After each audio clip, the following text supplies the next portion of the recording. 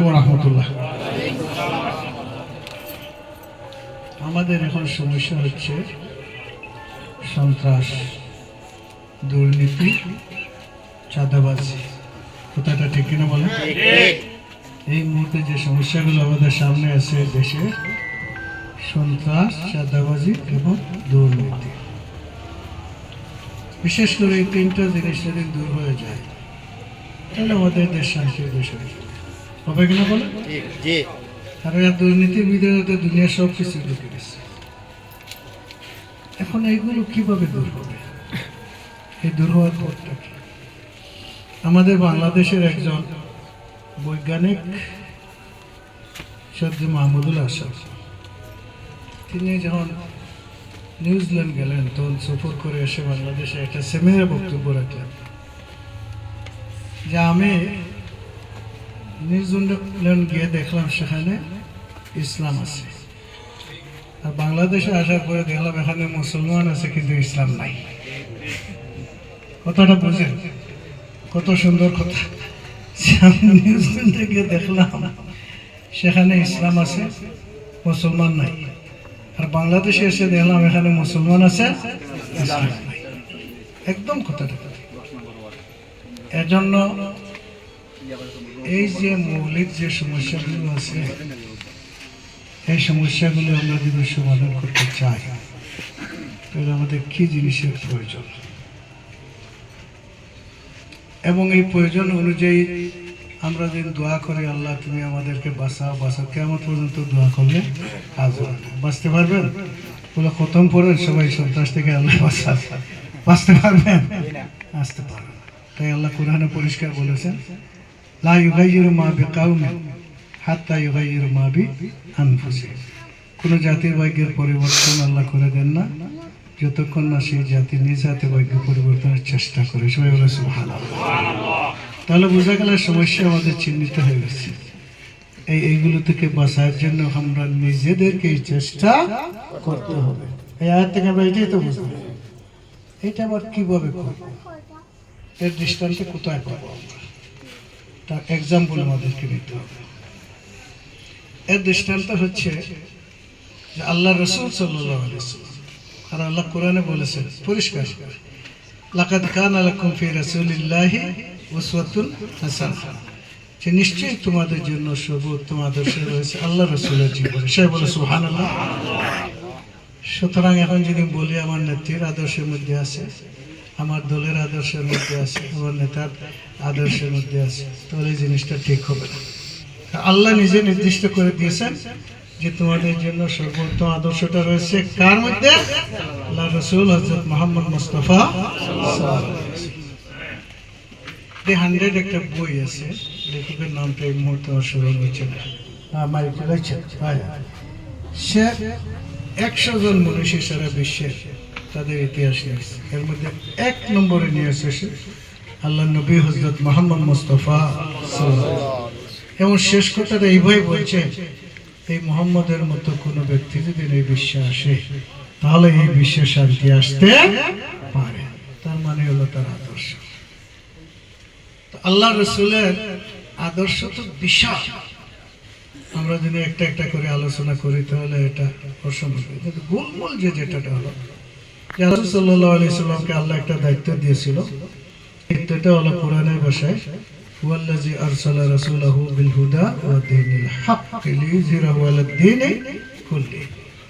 আল্লাহ বলছেন রাসূল তিনি যাকে আমি হেদায়েত দিয়েছি মানে কোরআন শরীফ, আর দ্বীনে হক দিয়েছি মানে ইসলাম।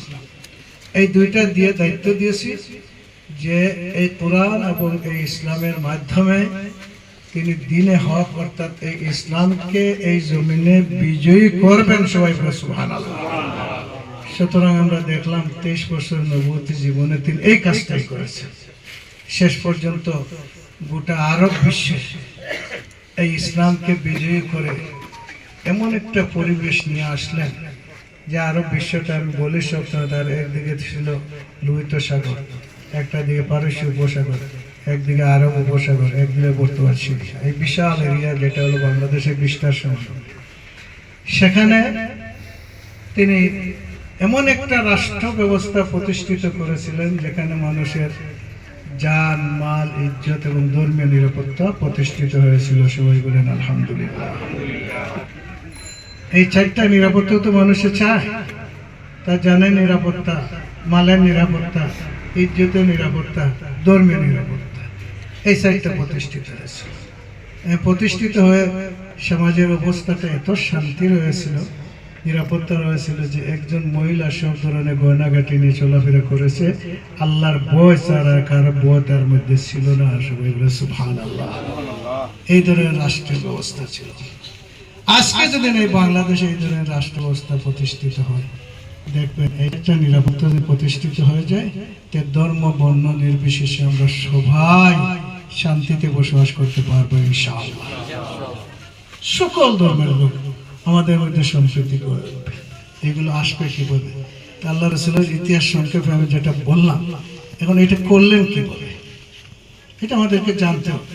আল্লাহ রাসূল দাওয়াত দিয়েছেন, যারা দাওয়াত কবুল করেছেন তাদেরকে নিয়ে দল করেছেন, দল করে তাদেরকে ট্রেনিং দিয়ে তাদের ঈমান মজবুত, ইলম বেশি এবং আমল সুন্দর করার ব্যবস্থা করেছেন।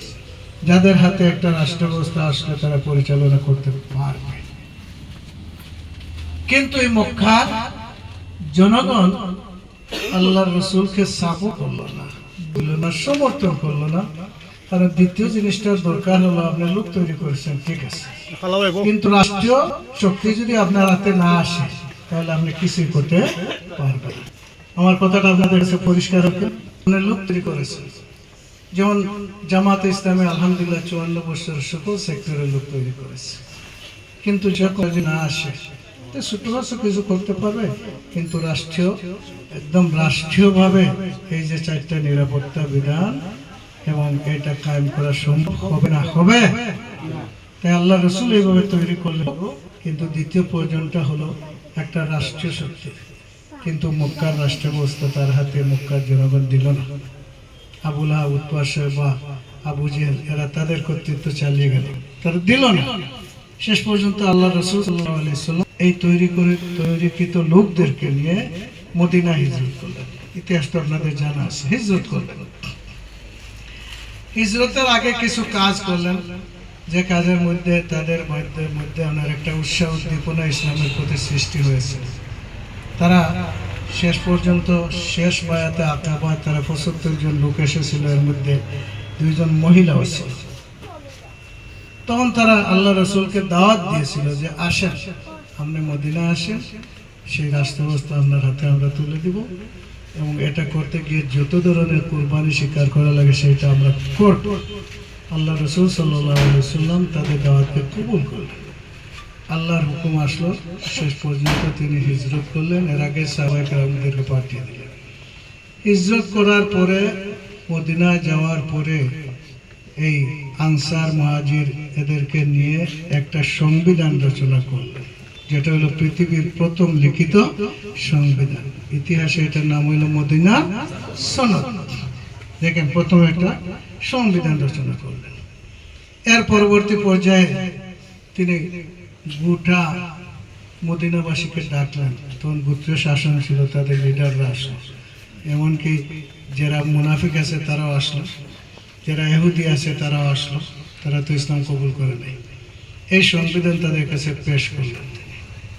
পেশ করে সর্বশেষ যে ধারাটা ছিল লেখা যে এই রাষ্ট্র বা এই সমাজের কর্তৃত্ব থাকবে আল্লাহ এবং আল্লাহর রাসূলের হাতে। সবাই বলে সুবহানাল্লাহ। সুতরাং এই রাষ্ট্রটা চলবে কোরআন এবং সুন্নাহ অনুযায়ী। এই কথাটাই হলো মূল কথা।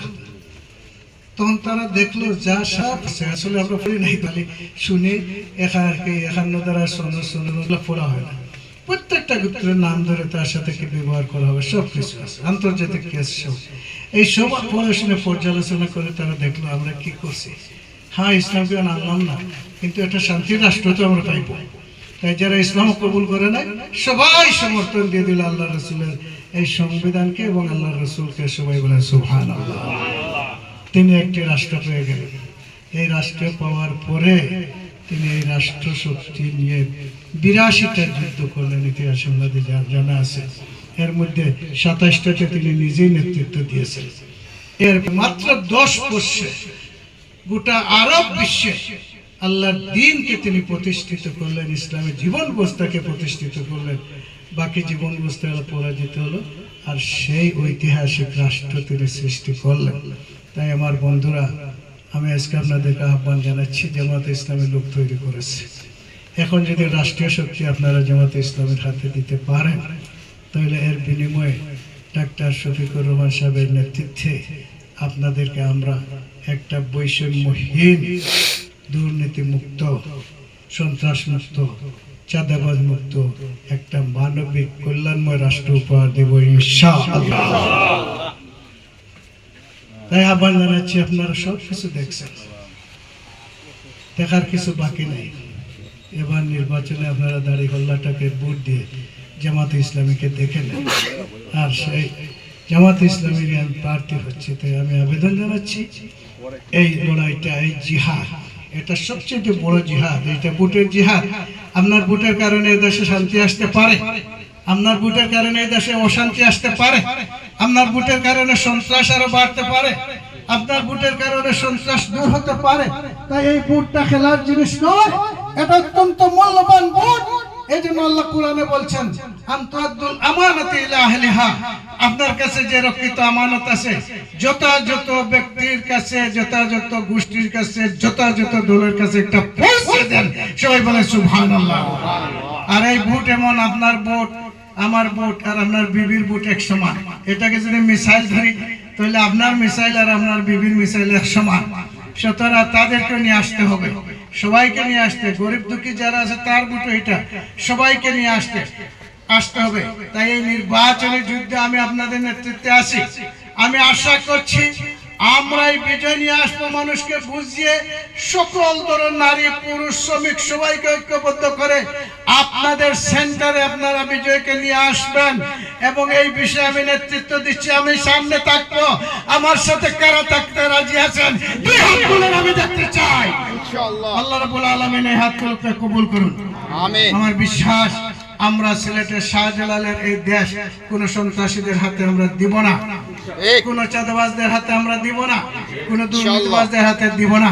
আপনাদেরকে সাথে নিয়ে আগামী নির্বাচনে আমরা বিপ্লব ঘটিয়ে এটা আল্লাহর দ্বীনকে বিজয়ী করে, এই সন্ত্রাস থেকে মুক্ত করে একটা দেশ আমরা লাভ করব। আল্লাহ যেন আমাদেরকে তৌফিক দান করেন। সবাই বলেন আমিন। আমি আমার পক্ষ থেকে, আমার দলের পক্ষ থেকে আপনাদেরকে আন্তরিক ধন্যবাদ এবং মোবারকবাদ জানিয়ে আমার কথা শেষ করছি। আসসালামু আলাইকুম ওয়া রাহমাতুল্লাহ।